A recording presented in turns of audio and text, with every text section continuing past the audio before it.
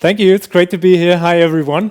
And a very warm welcome to my TED Talk, Cutting the Silk Road, New Paradigms of Entrepreneurial Finance. My name is Manuel. And so, that's me on my first day of school, holding one of those big candy cones. And that's my grandparents. My grandpa was born the only son into a family of merchants trading brushes of all kinds. And he worked himself all the way up the corporate ladder so that ultimately he ran a textile manufacturing business, employing 500 people. And he believed it would be a great thing for his grandson to practice bookkeeping. So when I was 6 years old and I could barely write numbers, he taught me how to keep track of my pocket money using double-sided accounting. That is, recording every single pocket money transaction as debits and credits. So I'm proud to say I received my CFO training from very early on. And finances have been in my DNA ever since. So as of today, I use that and serve as a venture capitalist. And also I'm driven by a very strong sense of curiosity to understand math, science, nature, human behavior, the supernatural, you name it. And this is really what drives me today, to take you on a walk out into the unknown, and more specifically, into the field of entrepreneurial finance. So this year, 2021, amidst the global health and civil society crisis, venture capital funding hit a new all-time high. Within the first 3 months of the year, an astonishing $125 billion of fresh liquidity were provided to startups globally. And at the same time, the global market capitalization of all crypto markets combined has just exceeded $1.5 trillion. And I believe that these figures are just weak signals of change, and that together we're at the onset of some real paradigm shifts when it comes to venture financing. And that the Silk Road of traditional capital financing, the way you know it, is going to be cut off soon. So the purpose of this talk shall be to explore the weak signals underpinning this paradigm shift of entrepreneurial finance, to create an interesting picture of a desired state of the future, and to establish a framework how we might approach this change. And ultimately for this talk, my hope would be that you as individuals out there will be more considerate in your investing behaviors and direct your personal flow of money more in the direction of your will, in the direction of how you think the world should look like, say, 50 years from now. So one of the most pressing questions of our time certainly is, will Dogecoin go to Mars? And I don't know, but for those of you first who don't know what Dogecoin is, it's a cryptocurrency based on a meme crossing a dog and a cartoon figure looking a lot like Elon Musk into what is called the Dogecoin coin. And normally, as a venture capitalist, my job is to take $1 from my investors and turn it into $10 and give them back a few years later. Just 2 weeks ago, I did quite the opposite. I put $10 into Dogecoin and literally got nothing back just a matter of hours later. What many of us believe to be a great scam, I would like to point out, I believe it's just the onset of an entirely new paradigm of investing, of providing credit and future trust, and embarking on more purposeful corporate and human journeys altogether. Let's see first what we can learn from the past before we enter the unknown future. And I know that many of you will agree to say one of the most dramatic paradigm shifts in modern day history occurred when Christopher Columbus sailed all the way west and discovered a new world. I took some time to read into the actual historical happenings surrounding the year 1492, and actually, the story of Christopher Columbus taught me quite something about venture capital. I'd like to share a few. For one, Christopher Columbus was really great reading the weak signals front-running change. Not only did he study his contemporary scientists who pointed out that the world might not be flat, but indeed he himself spent countless hours drinking beer in seamen's shelters and pubs and listening to the yarn that had been spun around foreign lands. He gathered customer insights. And all those weak signs make him believe that there had to be lands overseas. However, Columbus' mission ultimately got triggered when he realized that the traditional routes of trading, specifically the Silk Road, would become more and more expensive over time as the powers along the way levied higher and higher duties and taxes on that established trading route.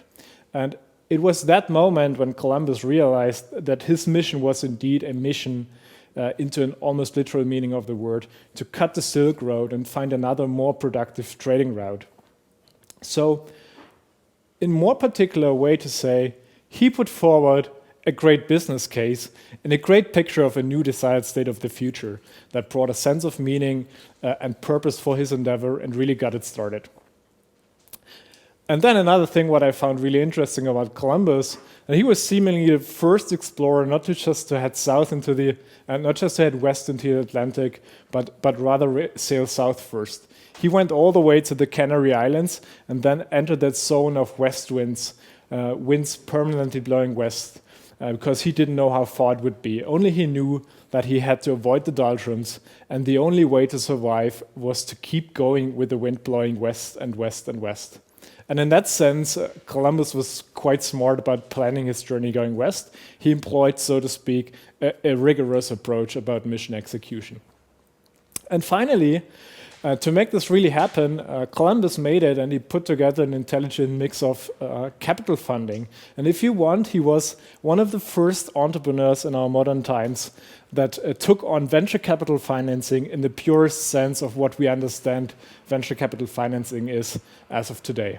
In modern day terms, he was backed by an intelligent mix of financing from a variety of business angels, some aristocrats, the church, the Spanish crown, and so on. And so he was really able to accumulate just enough trust to make that endeavor happen. In summary, so to speak, what we learned from Columbus really is that you need three things to make change happen. First of all, a terrific business case. Second, a super rigorous approach about execution. And you need, finally, third, just enough trust, typically in the form of funding to make it happen. And now we're finally at the heart of the problem when it comes to entrepreneurial finance. How, as an entrepreneur, do you accumulate just enough trust into your entrepreneurial endeavor? So how to do that? And let's look at how venture financing worked in 1492. One of the core premises under which Columbus had to operate was that most people's circle of influence was no more than a horse ride away from their homes.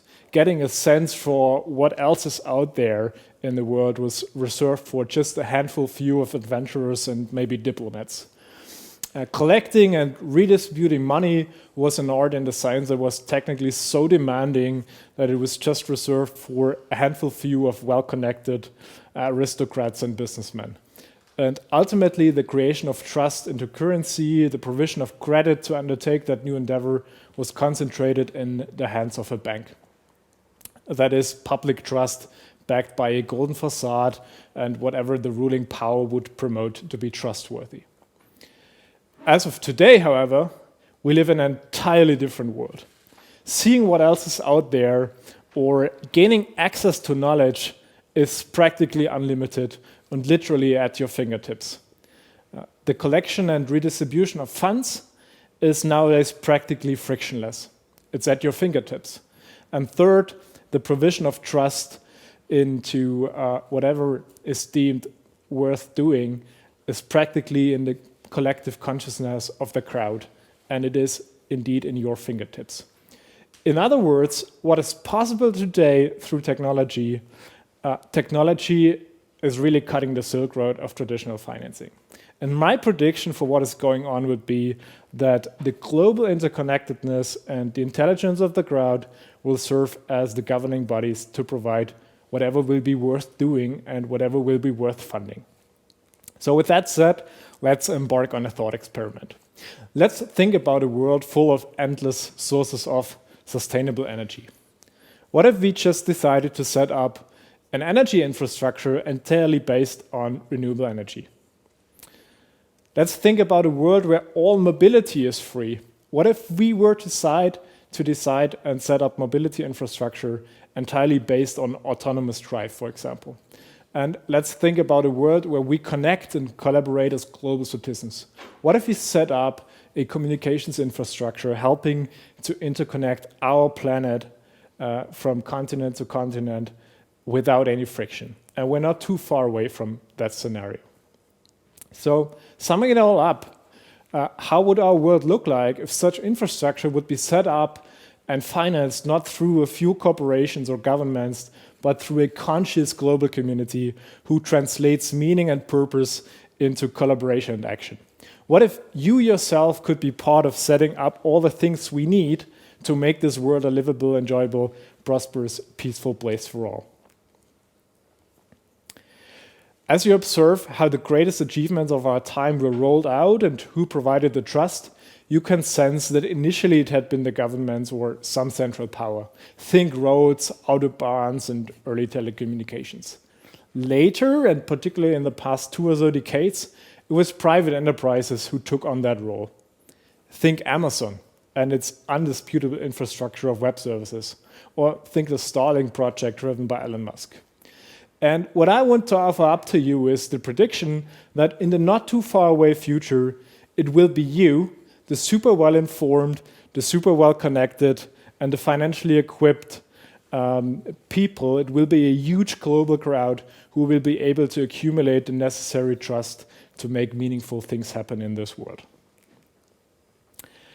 Bringing it back to crypto, I believe there are 2 ways how to think about crypto. On the one hand, as many of you have argued before, crypto assets may very well serve as a means to store value, just as much as gold does. And in fact, the narratives around gold and crypto and Bitcoin, for example, are not that different at all. On the other hand, crypto may as well serve as a means to collect trust, accumulate capital, and make great infrastructure projects happen. By doing so, the super well-connected global market serves as a weighing machine, or a prediction market if you want, for which project will make it and which not. Then, the one difference between financing entrepreneurial projects in a traditional way versus a crypto way will be that you don't provide capital or trust in exchange for future payments, but in exchange for real-life utilities. You, the global crowd, will be happy to support superior, purposeful projects in exchange for immediate utilities, such as discounts or user rights, but also in exchange for abstract utilities, such as saved carbon emissions, a number of fed people, and so on. So, in short, we're talking crowd finance in a massive way we've never seen before. And we're talking the setup of sustainable infrastructure that will solve the world's most pressing problems. We're talking that the crowd will trade vast amounts of money for real-life utility. All things going well, the speed of changing our world to the better, of solving hunger, saving our planet, or ending war will accelerate at light speed. So to all entrepreneurs and cryptopreneurs, and in particular to all traditional venture capitalist investors out there, this idea should not scare us. Instead, we should now embark on a common journey and see how we can connect our different skill sets in a way that they support each other mutually. Entrepreneurs, you got the greatest ideas. Venture capitalists, you really know what it takes to take an idea from idea to global scale. And cryptopreneurs, you know how to collect trust without friction from everyone's fingertips. And as you relate back to what we've learned about Columbus, it's exactly these 3 core attributes you need to make a big change happen. So I'd like to offer up an invitation to all entrepreneurs, the venture capital scene, and investors. We'll be happy to connect, and together let's explore this integral route of connecting these realms of entrepreneurship, finance, and crypto. Let's rethink how we provide trust to the most demanding entrepreneurial projects. I'll be happy to hear from you and put our heads together.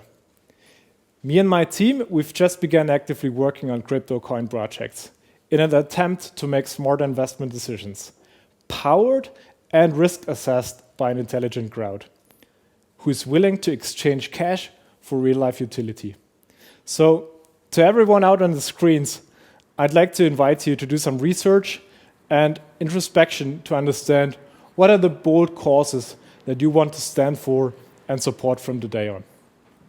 And then let me know, because I'll be rerouting your crypto dollars toward those causes. Thank you.